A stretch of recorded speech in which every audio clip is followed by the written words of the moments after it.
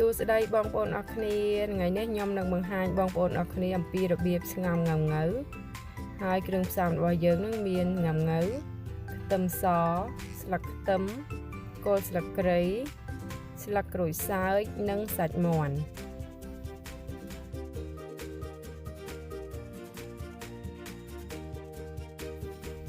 ដំបូងយើងត្រូវដំគល់ស្លឹកគ្រៃ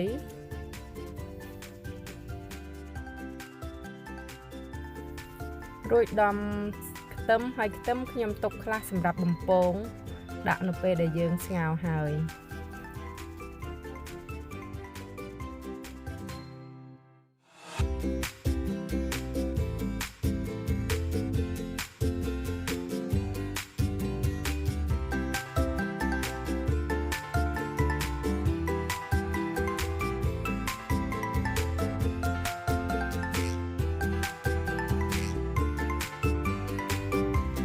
ហើយខ្ទឹមនេះសម្រាប់ទុកបំពង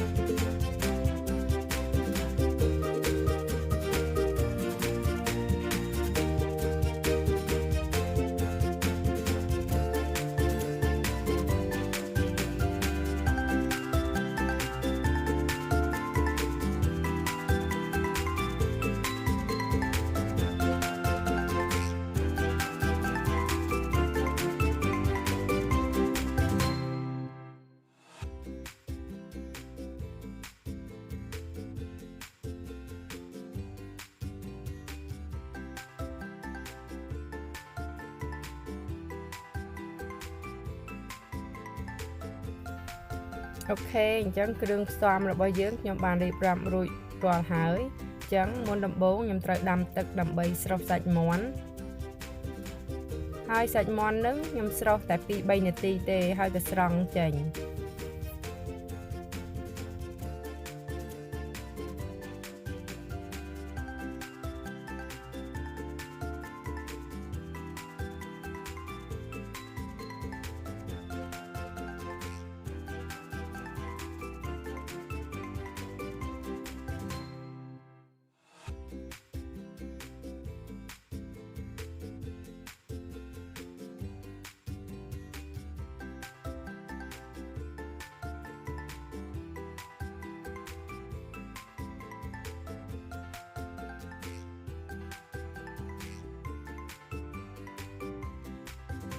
ទឹកនេះជាទឹកថ្មីខ្ញុំដាំទុកសម្រាប់ស្ងោរ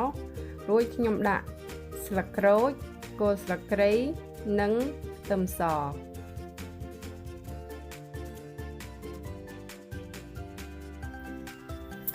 ស្លឹកគ្រៃនិងស្លឹកក្រូចជួយកាត់ចម្អាប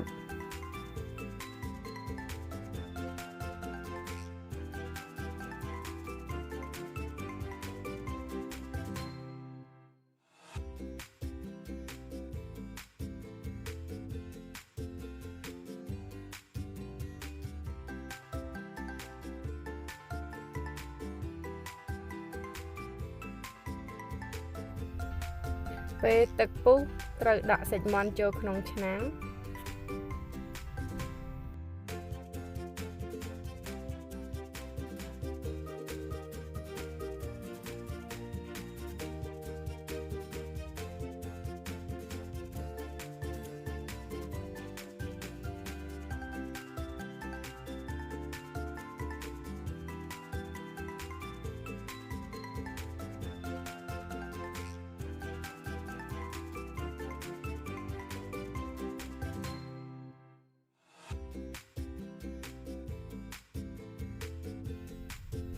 ហើយកុំភ្លេចឧស្សាហ៍ដួសពពុះវាចោល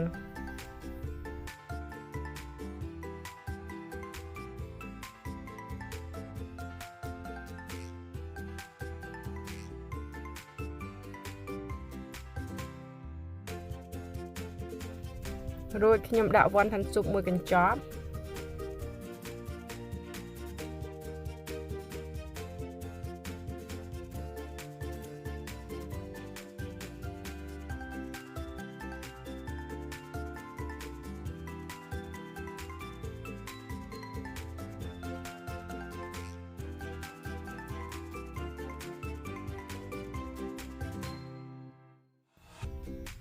ហើយដាក់ស្ករស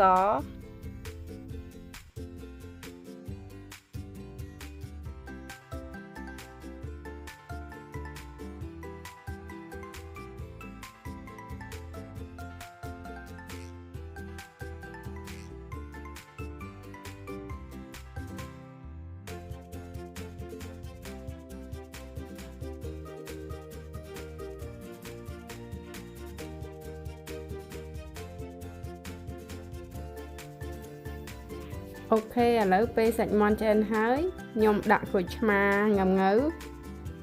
ដាក់ក្រូចឆ្មាហ្នឹងមួយកន្លះសម្រាប់ស្ងោរប៉ុណ្ណឹង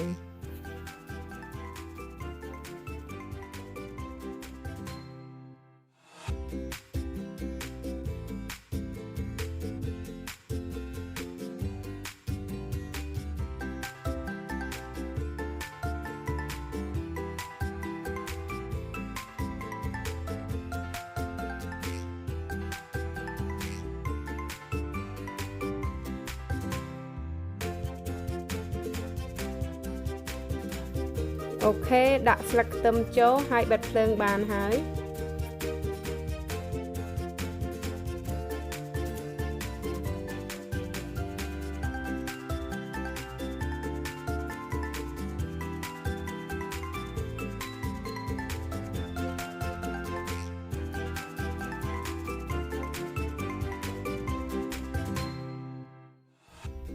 អូខេឥឡូវដល់ពេលយើងត្រូវបំពងខ្ទឹមដើម្បីដាក់បន្ថែមទៅលើស្ងោរ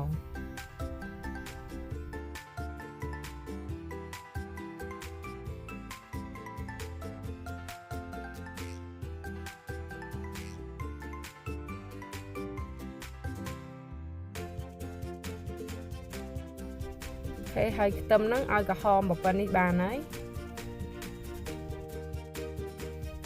អូខេមុនខ្ញុំដាក់ខ្ទឹមបំពងខ្ញុំថែមទឹកត្រីបន្តិចដើម្បីឲ្យឈ្ងុយរួចដាក់ខ្ទឹមបំពងជាការស្រេច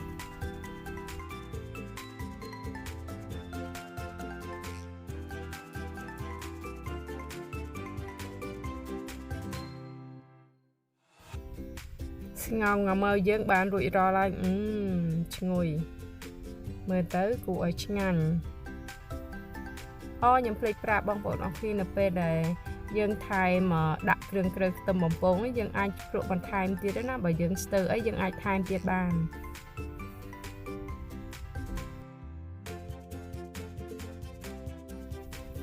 អូខេឥឡូវស្ងោរងងើយើងរួចរាល់ហើយអរគុណបងប្អូនដែលបានទស្សនាហើយសម្រាប់បងប្អូនដែលថ្មីពុំទាន់បាន Subscribe សូមមេត្តាជួយ Subscribe ខ្ញុំផងដើម្បីបានវីដេអូថ្មីទស្សនាហើយកុំភ្លេចជួយ Like Share ហើយកុំ Comment ផងអូខេអរគុណជម្រាបលាជួបគ្នានៅវីដេអូក្រោយទៀត Goodbye